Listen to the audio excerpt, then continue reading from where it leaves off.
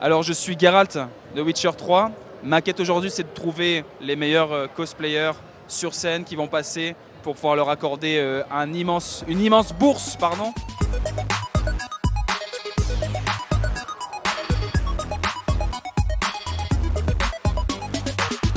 Donc on a vu tous les contestants en fait, un par un dans une loge en privé où ils ont 5 minutes pour vendre leur costume un peu, en fait, se dire qu'est-ce qu'ils ont fait, ce qu'ils n'ont pas fait. Nous après on prend des points, des critères et on essaie de déterminer qui ont réussi à cacher le plus de cases. Est-ce que c'est beaucoup de techniques utilisées? Est-ce qu'elles sont bien appliquées?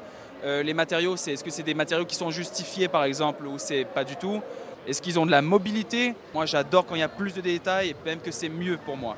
Il y en a d'autres qui aiment vraiment quand c'est tel quel. Donc c'est un tissu on ne peut plus normal vert, et là un tissu on ne peut plus normal vert, parfait. Le cosplay en fait par définition c'est se costumer en personnage issu d'un monde de fiction.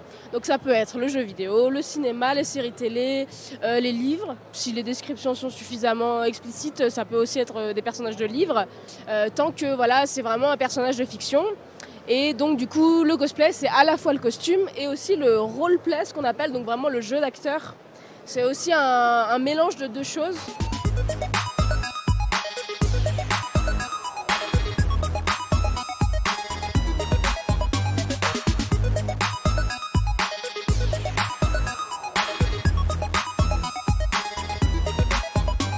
C'est vrai qu'on se sent dans un sens acteur, comédien, parce qu'on incarne les personnages et si on apparaît sur des stands, sur la scène et qu'on l'incarne, on se sent comme acteur et aussi un petit peu gamer parce que théoriquement on a joué à ces jeux, donc on imite ce qu'on a vu, les souvenirs qu'on a pris.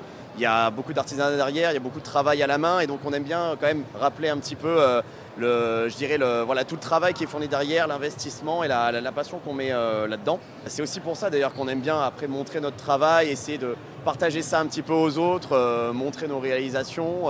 Ça peut vraiment durer des heures, des jours, des semaines, des mois, voire des années pour les plus grosses pièces, des grosses armures, que quand on le met, on est tellement fiers que je pense le roleplay, il se met naturellement en nous.